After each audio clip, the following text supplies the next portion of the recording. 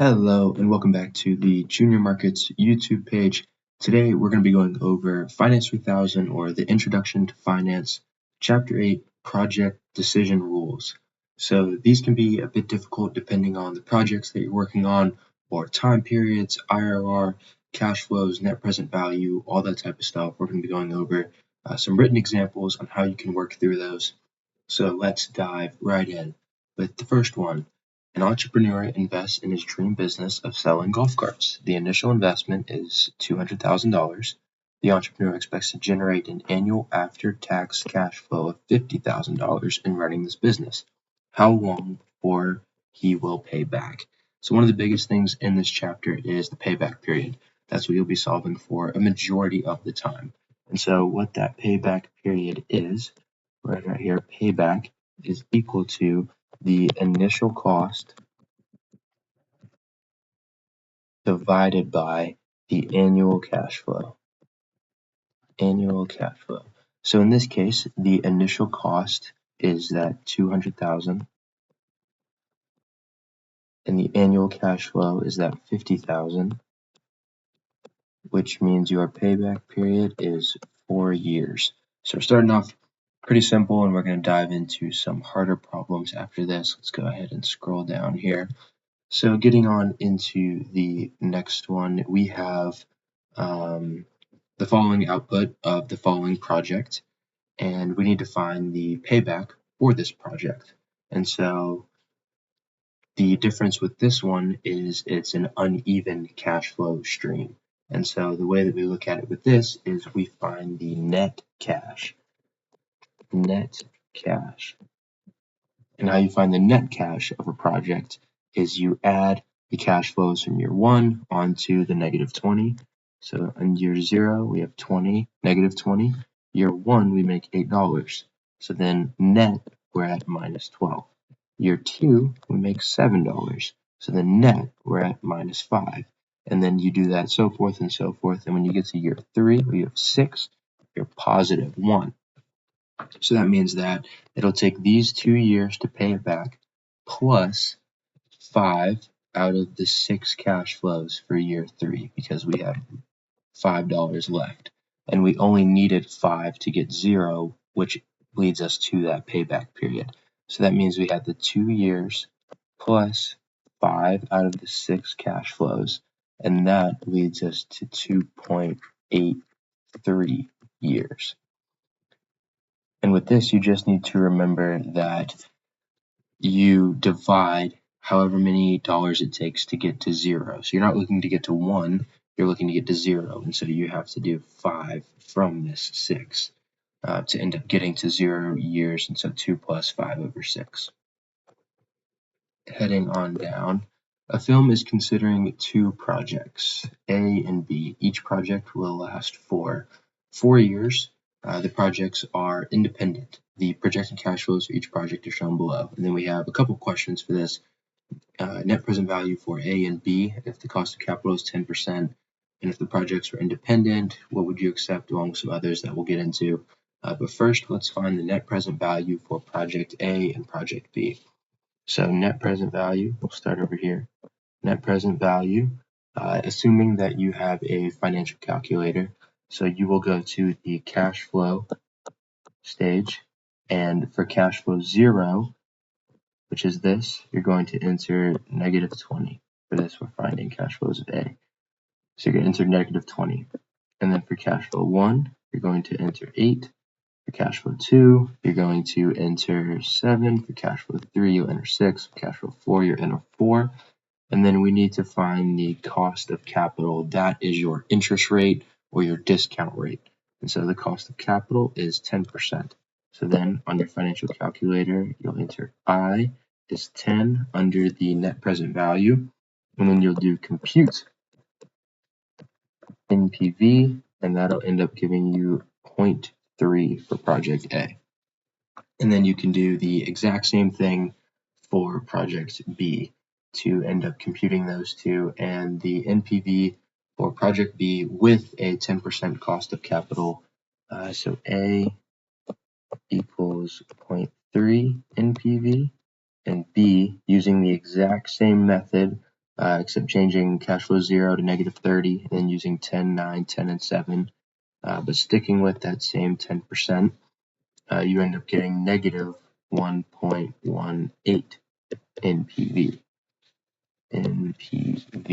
And so now the next problem is, if the projects were independent, what projects would you choose to accept? So considering that these are independent, that means they have no correlation between the two. So you can do one project and you can also do the other project. So in this case, you're just looking to see if the net present value is greater than 0. So for project A, 0.3 is obviously greater than 0. But for project A, 0.3 is greater than 0. But for project B, negative 1.18 is less than 0. And so you will not be accepting project B, but you will be accepting project A. So for these questions, you accept A. And when it comes to independent, what would we accept? You have to remember that, because for things like mutually exclusive or contingent, you look at IRR. But for independence, you just look at net present value. And so you accept A. And those are the answers to those first few questions. And then moving on into IRR. So then what is the IRR of project A and project B? And then if they were mutually exclusive, remember that's what I was talking about, then what would you accept? So now we're getting into the IRR of project A and project B. So to find the IRR, it's a very similar process as to what we just did, but instead of doing the net present value and the interest rate, or the discount rate with cost of capital, for this question, you're just going to do compute IRR. So you'll do cash flow 0 is at negative 20, which is what we get up here. And then cash flow 1 is equal to 8, doing that, and then do that for all the cash flows. So press your down arrow on the financial calculator, go down, go down, go down. And that'll end up leading you to have all 4 cash flows in, and then you're going to want to do compute IRR. For IRR, you won't have to enter in a cost of capital or an interest rate, and that'll end up leaving you with 10.77%. If you do not have a financial calculator, the way to do this is to do your free cash flow of year 1. So that would be the 8 over 1 plus the IRR,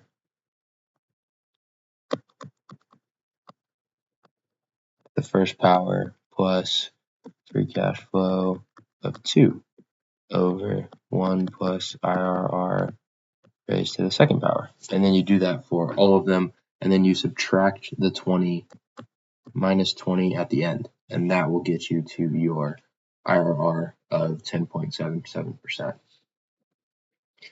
So the IRR of project 8 is 10.77, and then if we want to do the IRR of project B, exact same process. So A IRR equals 10.77, B IRR equals 8.09, and these are both in percents. And so what you do with IRR, and when it comes to mutually exclusive, this means that when it comes to a project, you can only accept one. And so even if they were both positive IRRs, like they are in this case, both of these are positive IRRs, you can only accept one. And so since the IRR of project A is greater than the IRR of project B, you'll obviously want to accept A. Now, if it came to independent, like it was down here, you would use net present value, but you could accept both. But because they're mutually exclusive, this right here, that means you can only accept one, and you would want to end up accepting A. So this one gets into, it's a bit of a long problem. If you want to read it, you can, but essentially what it's asking for is, what is the net present value of buying both stores? So that means you need to find the IRR of the combined projects. So assuming we're going to use the financial calculator, starting off with the Memphis project. So Memphis, you will do a very similar process to what we just did, which means you put in your cash flow 0 of 8, which you get right here. And then you put in your cash flow 1, which is 1.75. And then you do that for all 5 of your cash flows. And then, because you're finding the net present value, which means that since we're finding the combined net present value of these, then we're going to have to put in the interest rate. And so the interest rate or the discount rate at this point is 9%. So because it's 9%, that means that we will put I equals 9, and then we will do compute net present value for the financial calculator, and that will lead us to 2.7 for the Memphis project. That's a 2. And then for the Oxford project, it will be the same process. Cash flow 0, -6, cash flow 1.5, cash flow 2.75, all the way to cash flow 5. Same interest rate of 9, which you put in the net present value section. And then you click compute, and then you click net present value, and then you click enter, and that leads us to -1.02. Let me rewrite that. That leads us to -1.02. So, because we're looking for what is the net present value of buying both stores, right now we're looking for net present value. I know this says rate of return, but right now let's start with what's the net present value of buying both stores. That means that we're going to add those net present values. So 2.7 plus -1.02, and that will lead us to 1.67. And so moving right along, what is the rate of return of buying both stores? So now we're getting into this actual question of what is the rate of return of buying both stores. So to find the rate of return, we need to compute the IRR. So to compute the IRR, like I said earlier, we don't need the interest rate, and it's very similar to what we just did. But because it's computing the IRR of both projects, like it said, what is the rate of return of buying both stores? That means we're going to have to combine them like we did earlier. So I don't know what just happened. That means we're going to have to combine them like we did in, which one was it? In this project up here. So M plus O, because we're finding the rate of return on buying both stores. So that means 0 would be -14. And that means cash flow 1 would be 2.25. And then you do that so forth all the way to cash flow 5. Then you compute the IRR. You don't need the interest for this. Compute and click IRR, and that will lead you to 12.53 for the IRR of both projects. So moving on down, a real estate investment has the following expected cash flows, and then it gives us a list of cash flows, and then the investor wants a 7% return on his investment. So what is the net present value of this opportunity? So first, this is going to be pretty similar to the problems that we just did. So we're just calculating net present value. So in this case, we'll have our cash flow 0, which here is -100,000. So 100,000. And then we'll have our cash flow 1, which is 10,000. And then you'll do the same for cash flow 2. You'll just keep clicking the down arrow on your financial calculator, and that'll get you 25,000. Do all of that for all 4. And then you are going to use the interest rate, which is what they tell us wants a 7% return. So that's your interest rate, your discount rate, whatever you want to call it. That is 7. And then you'll do compute net present value, and that will get you 2,512.46. Now, if you don't have a financial calculator, the way to do this is taking the, like I kind of said earlier, with the formulas, free cash flow 1 over 1 plus R to the first plus free cash flow 2 over 1 plus R to the second, and then do that for all four. So then that would mean that if you filled it in, it would be 10,000 over 1 plus 0.7 to the first plus 25,000 over 1.07. I already added them to the second. Do that for all four. And then you have to remember to subtract cash flow 0. And you will end up with the same answer. Fantastic. Moving down, I believe we have one more after this. Yes. So moving into this question, which is, a local bookstore is considering adding a coffee shop to their store. So building the coffee shop will cost $225,000. The bookstore is going to try this project for 5 years. The bookstore wants a 12% return on their investment. What yearly cash flow must this project generate to break even? So break even means net present value equals 0. So the way to find the net present value of something equaling 0 is, first we have to recognize that this is an annuity. We're not looking at changing cash flows like we were before. With all of the problems earlier, all of these cash flows are different year to year. Whereas here, we're looking for building a coffee shop that will cost $225,000 today. The bookstore is trying the project for 5 years. They want a 12% return. What yearly cash flow must this project generate? So same cash flow every year. That is an annuity. So first, for the financial calculator, that means n equals 5. So you'll press n, and then you'll press 5, and then you'll press n. The interest is 12. So then you'll press 12, you'll put in 12, and then you'll press I. The present value is 255,000 negative, because that's your investment. Your investing is going to cost 225,000. So that's the present value and the cost. What are we looking for?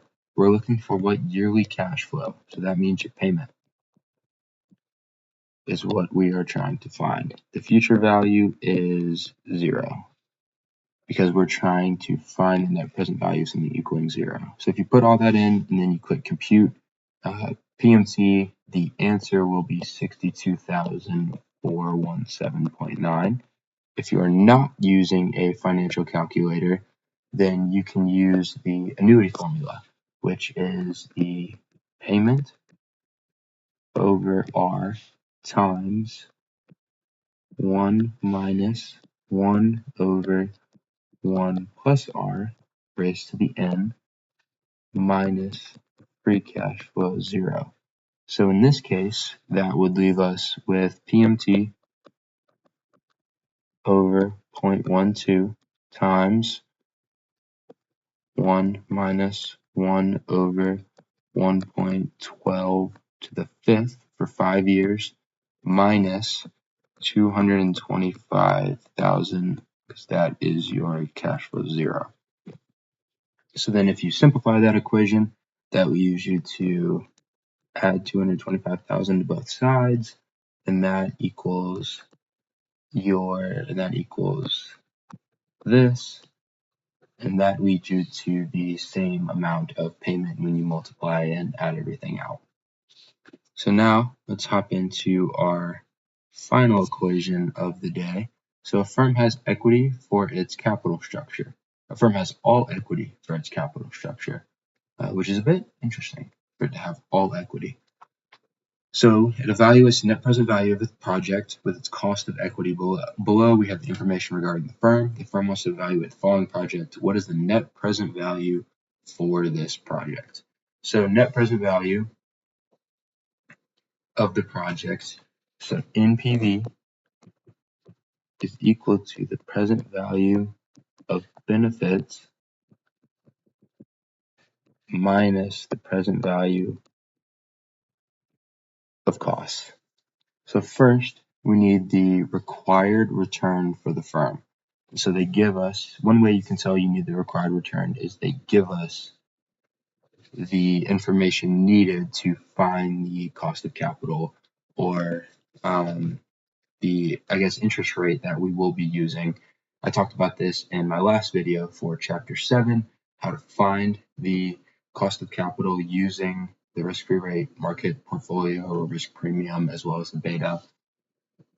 But as a quick catch-up, so first, that's the first thing we need to calculate, because that's going to be our interest rate for the net present value. And so that is your risk-free rate, which is 2.25, plus your beta, which is 1.25, times your market risk premium, which is 5.5. And if we do that, that will get us 9.125%. And that's always in a percent. And so using that, we can either use the financial calculator or we can use the formula. I use the financial calculator first. Like we've been doing all along, we need to find cash flow 0 first. And what is that? Negative 12,000. Negative 12,000. And then you enter in your cash flow 1, which is 5,000. So right here. And then do that for all 3 in the financial calculator. Your interest rate is the interest rate that we just found using the risk-free rate. And then you click Compute MPV, which is in the same tab as the interest under the MPV button, and that'll lead you to 243.56. Now, if you're doing it with a formula, it'll be the same formula that we just used. So it'll be free cash flow 1 over 1 plus the interest rate, which is 1.09125 raised to the first, plus free cash flow 2, which is also 5,000, but this time it's 1.09125 raised to the second, and then do the same thing for the third, so 4,500. And we've got a little bit of overlay, so that goes there, and then 4,500 over 1.09125 to the third. And then we always have to remember to subtract free cash flow of year 0, which is 12,000. And that will equal the exact same thing.